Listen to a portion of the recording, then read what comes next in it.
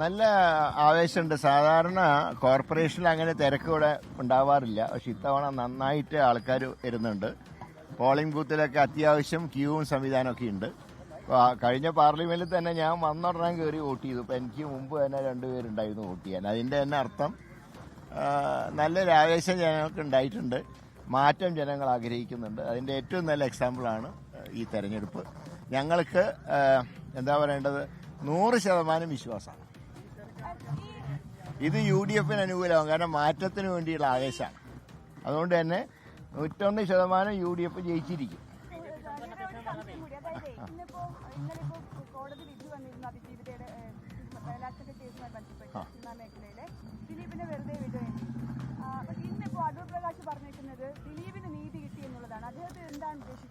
അതെനിക്ക് അറിഞ്ഞുകൂടാ. ഈ വിധിയിൽ ഞാൻ കാണുന്നത് നേരിട്ട് തെറ്റ് ചെയ്തവർക്ക് ശിക്ഷ കിട്ടി. പിന്നെ എല്ലാ വിധികളും പൂർണ്ണ തൃപ്തി ഉണ്ടായിക്കൊള്ളണമെന്നില്ല. ഇനി അതിൽ അപ്പീലും പ്രൊവിഷനൊക്കെ ഉണ്ടല്ലോ, അത് നടക്കട്ടെ.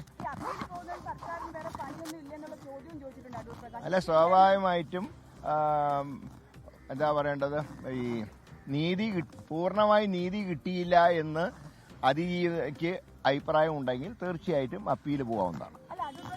അല്ല, ഇത് രാഷ്ട്രീയമായിട്ട് ഇതിനെ കൂട്ടിക്കുഴക്കരുത്. ഇത് വ്യക്തിപരമായി ഓരോരുത്തർക്കും ചില ഇഷ്ടങ്ങളുണ്ടാകാം, ഇഷ്ടാനിഷ്ടങ്ങളുണ്ടാകാം. ഞാൻ ഇതിൽ കാണുന്നത് ഡയറക്റ്റായി തെറ്റ് ചെയ്തവർക്ക് ശിക്ഷ കിട്ടിയിട്ടുണ്ട്. ബാക്കി കാര്യങ്ങൾ അപ്പീൽ വരട്ടെ, അപ്പോൾ നോക്കാം. ഞാൻ പറഞ്ഞല്ലോ, എല്ലാവർക്കും പൂർണ്ണമായിട്ട് തൃപ്തിയുള്ള ഒരു വിധിയും സാധാരണ ഉണ്ടാവാറില്ല. എങ്കിലും കുറേയൊക്കെ കുറ്റം ചെയ്തവർക്ക് ശിക്ഷ കിട്ടിയെന്നാണ് എൻ്റെ ഒരു റീഡിങ്.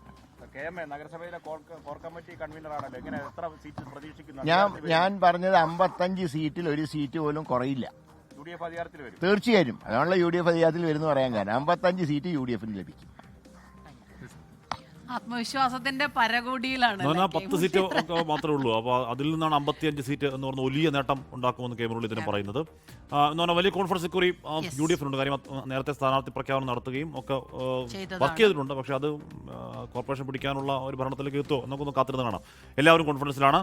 ഇതാ ഇവിടെ മുജീബുർ റഹ്മാൻ ഹാഷ്മിയുടെ ബൈക്കിന് കുറുകെ നായ ചാടി ആക്സിഡന്റ് ആയി കിടപ്പാണ്. ഓപ്പറേഷൻ കഴിഞ്ഞു. സർക്കാരിന്റെ ഭാഗത്തുനിന്നുള്ള ആനുകൂല്യം എന്തെങ്കിലും കിട്ടുമോ? അന്ന് അന്വേഷിച്ച് പറയാൻ കേട്ടോ. പക്ഷെ എനിക്ക് തോന്നുന്നത് അങ്ങനെ ഒരു ആനുകൂല്യം ഉണ്ടോ എന്ന് അറിഞ്ഞൂടാ. അതെന്താ മുജീബ് അന്വേഷിച്ച് പറയാം. IPബിനും സംസാരിക്കാം. അവിടെ എന്താണ്, അവരെന്തായാലും ഉറപ്പായിട്ടും കുന്നൂരുവാളിലെ ജനങ്ങൾ എന്നെ നെഞ്ചിലേറ്റിട്ടുണ്ട്. കൈവിടില്ല, ഉറപ്പ്. ലോകത്തെവിടെയായാലും ഏത് സമയത്തും 24 വാർത്തകളും ഓഗ്മെന്റഡ് റിയാലിറ്റി പാക്കേജുകളും എക്സ്പ്ലെയിനറുകളും വിശദമായി കാണാൻ ഞങ്ങളുടെ YouTube ചാനൽ നിങ്ങൾക്ക് സബ്സ്ക്രൈബ് ചെയ്യാം.